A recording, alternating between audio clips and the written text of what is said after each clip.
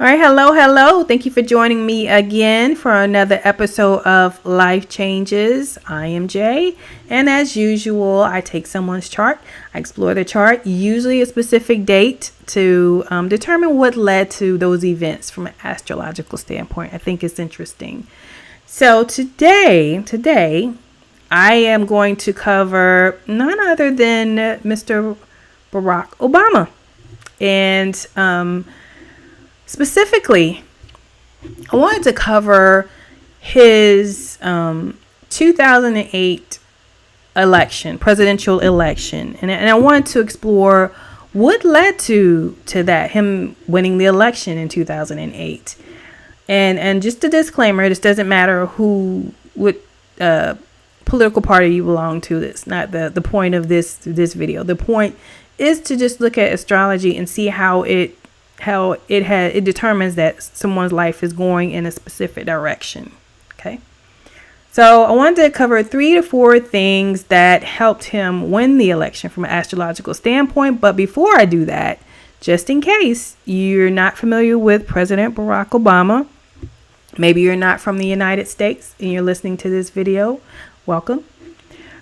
I'll give you a quick little bio on him. So Barack Hussein Obama, born August 4th, 1961, is an American politician who was the 44th president of the United States from 2009 to 2017. A member of the Democratic Party, he was the first African American president. Obama previously served as the U.S. Senator representing Illinois from 2005 to 2008 and as an Illinois State Senator from 1997 to 2004. Obama, a Democrat from Illinois, took office officially after his victory from Republican nominee John McCain in the 2008 presidential election. So that's just a little bit about him, specifically as it relates to his election for his first term as the United States president. So the first thing I noticed just in case I haven't mentioned this before, when I'm getting ready to time something, whether I'm looking in the past or I'm looking in the future, one of the first things I do is I pull up the progress chart.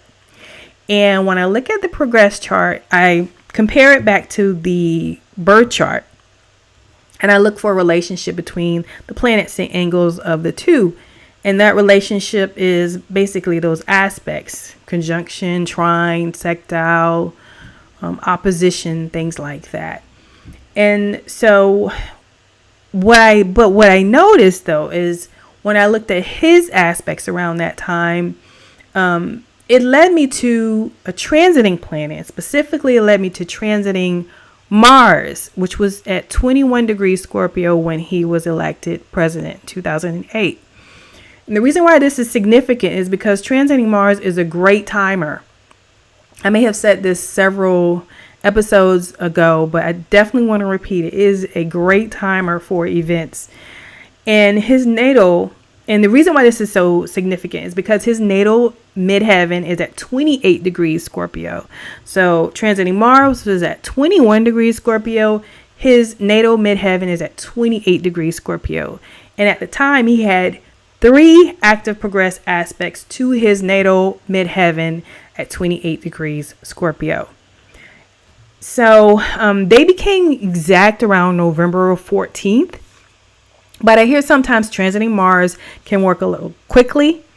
And because the election was like earlier in the month of November. But it's still possible that some things that took place for him on the following week after the election. So those 3 progressed aspects, some of those may have been the result of the election earlier in the month that he won. All right, so that's the first thing I noticed. Transiting Mars was hitting some aspects there. And then he had solar return, that means the moon in his solar return chart and the Mars in his solar return chart were conjunct his Mars in his birth chart in the natal or birth chart 7th house. So natal Mars has a natal Venus decan. To me, this says that he enjoys working with the public. He's usually always out, smiling, shaking hands, holding babies, that type of thing, and that it was natural for using his charisma and really schmoozing with people. Schmoozing. You don't hear that word too much, but it is kind of like a schmoozing type of thing. His natal moon in this 4th house, to me, suggests a love or emotional attachment to home. And I feel like the home for the 4th house, can also be like your country, your home country. Sometimes I think like the 4th house can be somewhat connected to patriotism. So him wanting to serve home, giving that his moon also rules the 6th house, and it's the house of work. 6th house rules health as well as your work environment. And then the solar return moon carries that meaning its meaning from the natal house as well, and being that it's conjunct the natal Mars. Sorry, I'm just looking at his chart to make sure I'm saying this right. Yeah.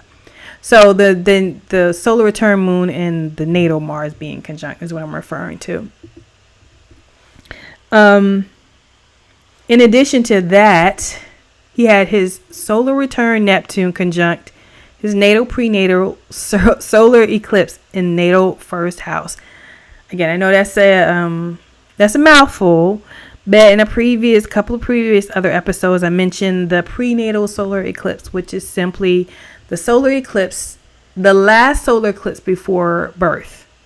The last one you had before you actually were born, that's the prenatal solar eclipse. And you can find that point by, you can pull it up in astro.com. They can put it on your chart for you.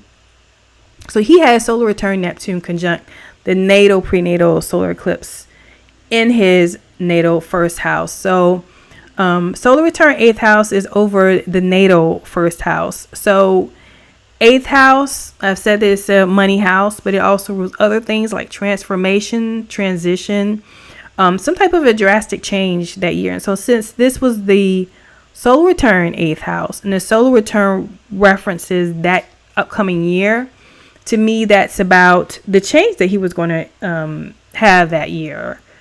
It's suggesting some type of drastic change for him that was going to be on a personal level, but obviously professional. But becoming president I would imagine, a pretty big personal change.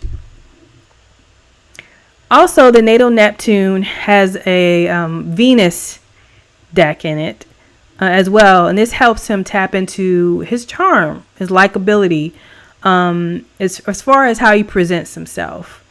Neptune is also associated with compassion and dissolving boundaries. And at the time, there was this hopeful message that he had. Even a book that he wrote, I think The Audacity of Hope, I think was the title of, I think, his first book. And so that was kind of like his message.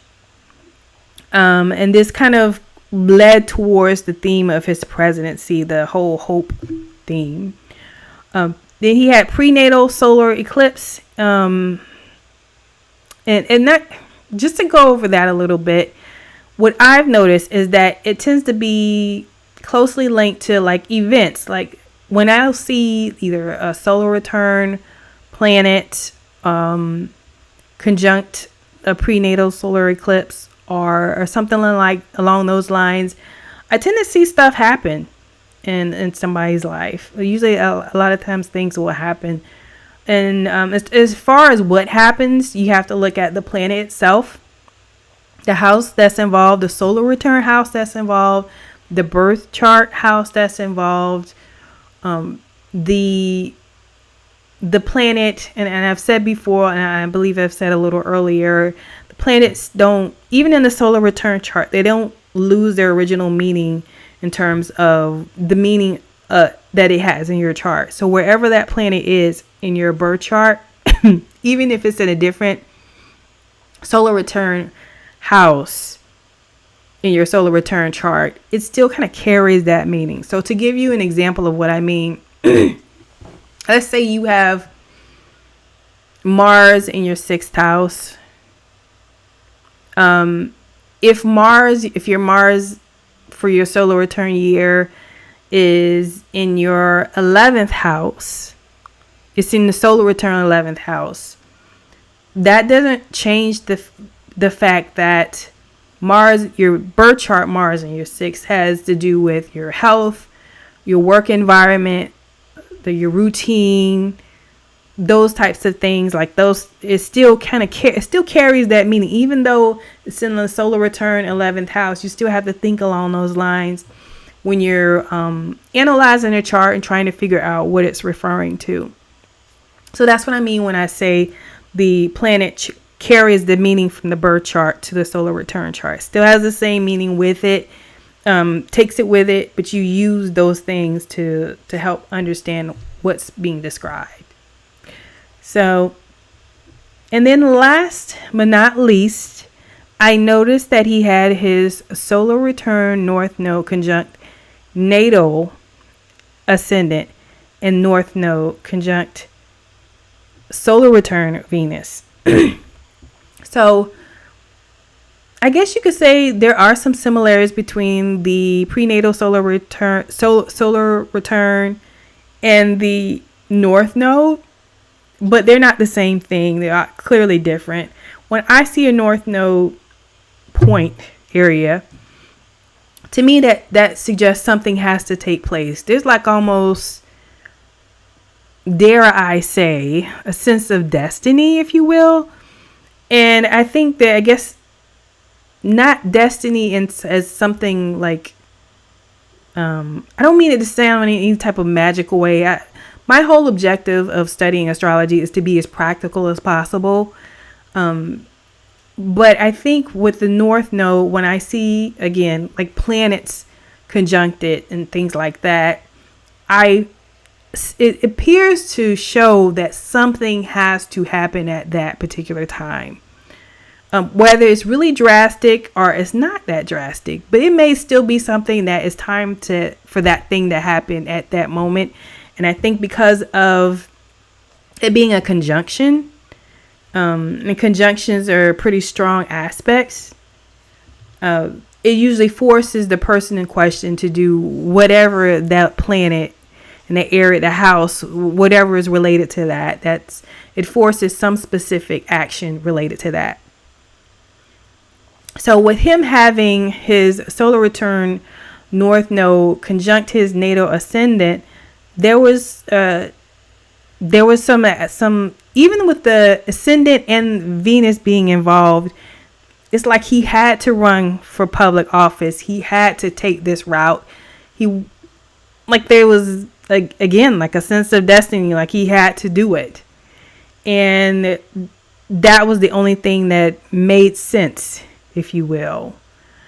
So that's what I got from his chart. Like, basically, there's a lot of, I guess you could say, destiny talk, if you will, and the desire to communicate compassion and hope, as well as just him using his own likability and natural charm with people. All of those elements seem to work together to create the opportunity for him to not only run for the presidency, but also win the election in 2008. So I hope this was helpful. I hope it makes you think about some things, maybe look at your chart and see what's going on there. And I will see you next time when I have another chart. And thank you for your time.